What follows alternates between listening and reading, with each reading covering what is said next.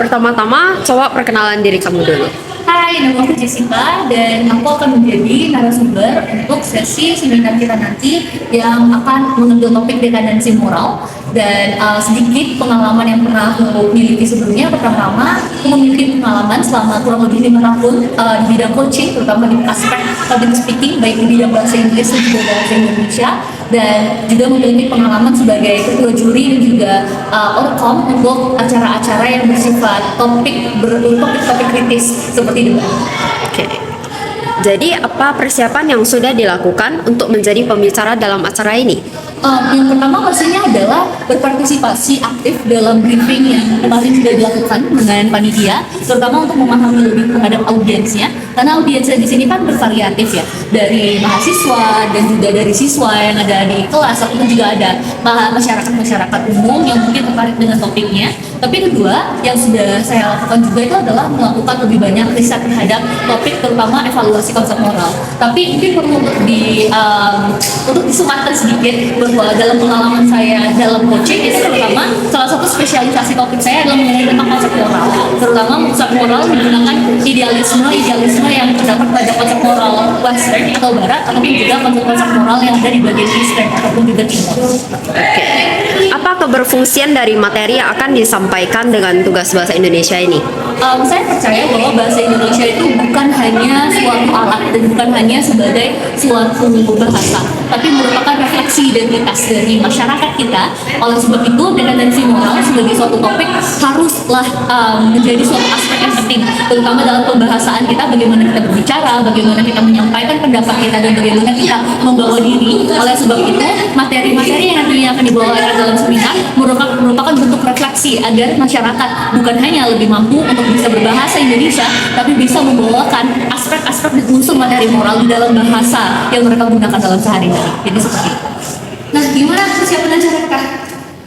Sudah 50% kita. Gimana tuh? 50%-nya itu kita udah buat round-round. Pertama kita pasti udah buat round-round dulu. Terus pasti itunya pembicaranya dan biasanya kamu. Terus tuh pembentukan panitia udah pasti sebenarnya pertama dulu.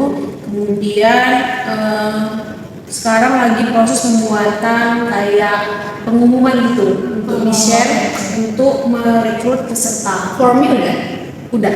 Yang buat form siapa? Itu. Ini kan buat form ya. Selain itu berarti udah ada persiapan tempatnya di mana? Udah. Jadi di mana? Jadinya di Universitas Pembangunan Pancabudi Gedung 3.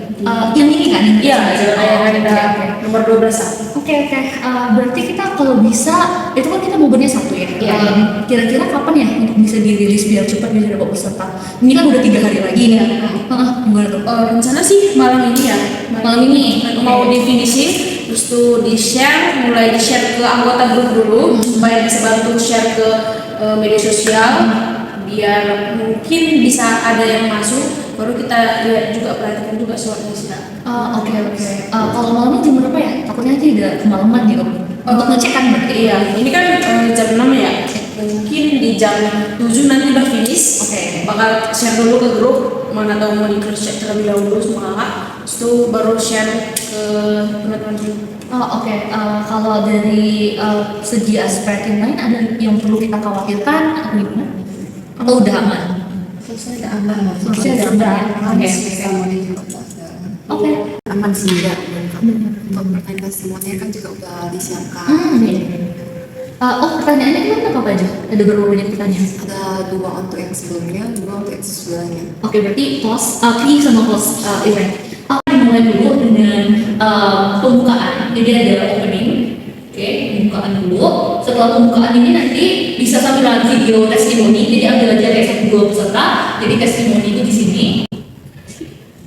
Habis itu nanti langsung masuk kepada acara. Berarti kayak seminarnya dimulai. Habis seminarnya ini kan sekitar 90 menit ya targetnya, 90 menit.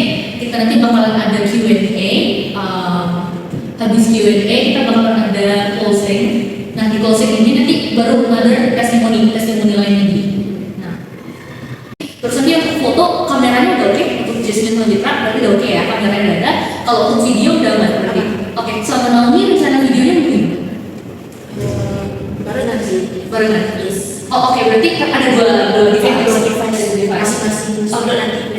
Jangan lupa untuk translate ya stop videonya. Aman videonya untuk kayak device-nya kayak kameranya pakai HP. Pakai HP sama kameranya. Jangan lupa untuk setting juga kualitas videonya biar sama, biar nanti kayak kalau mau footage agak beda kan. Biar nanti kerjaan Hani untuk nge-edit jadi lebih banyak. Jadi itu dulu, apa lagi ya?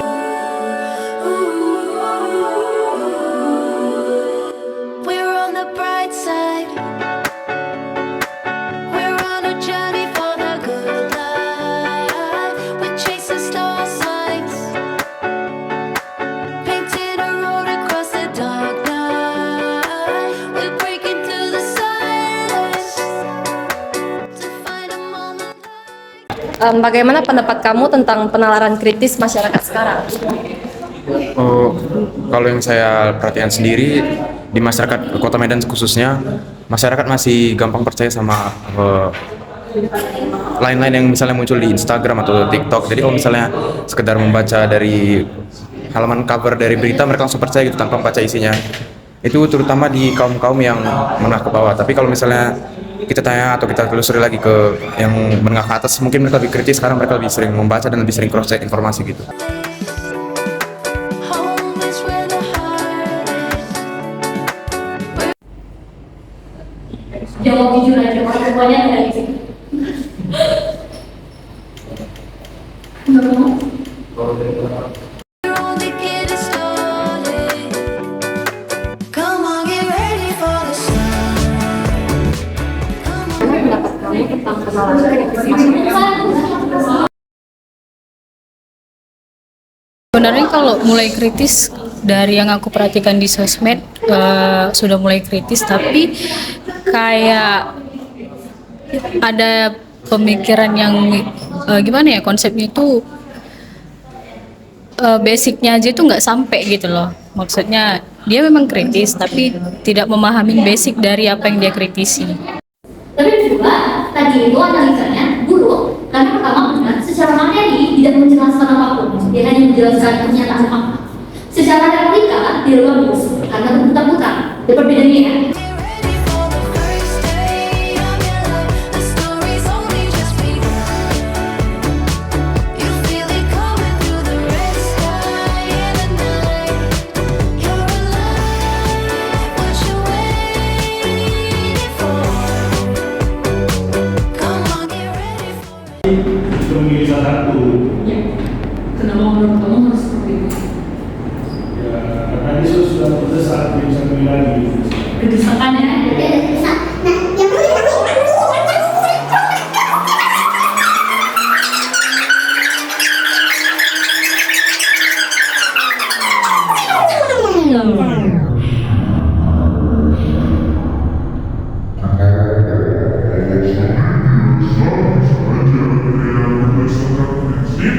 Bisa berdasarkan keuntungan atau menghindari kerugian. Gitu. Jadi kayak bisa ya tadi. Nah di depan ini tidak diasumsikan mau di mana. Dan karena depannya adalah depan aktor, kan aktornya kan depan ini akan. Kalian bisa bilang kalau misalnya tidak akan diambil, kalian bilang untuk negara dari konflik, prioritas utamanya adalah tidak memperpanjang potensi konflik. Kalau dia tidak berpartisipasi di perang, bukan berarti perangnya akan selesai cepat. Justru dia harus Pendapat kamu tentang penalaran kritis masyarakat kita sekarang? Saya rasa dengan perkembangan zaman yang cukup sudah maju sekarang, saya rasa untuk penalaran kritis itu kurang selaras dengan kondisi masyarakat sekarang. Makanya itu saya rasa perlu lagi pendalaman terhadap pelatihan ataupun pengajaran tentang bagaimana cara masyarakat sekarang itu supaya berpikir lebih kritis ya. Jadi tidak hanya berpikir secara teoritis, namun juga kritis sehingga bisa langsung mengaplikasikan apa yang mereka punya terhadap paradigma ataupun skema yang ada di sosial sekarang. Jadi tidak hanya mengerti apa pengertian dari suatu hal itu, tapi bisa langsung mengaplikasikannya ke dalam kehidupan mereka sehari-hari. Yang kedua, apakah ada keterkaitan dengan kemampuan mereka dalam mengadopsi nilai moral? Saya rasa itu ada, karena mau tidak mau orang dalam cara mereka berpikir pasti pertama kali menggunakan kompas moral dalam mengaplikasikan tindakannya. Jadi jauh dekatnya, sedikit banyaknya pasti moral itu tetap mempengaruhi.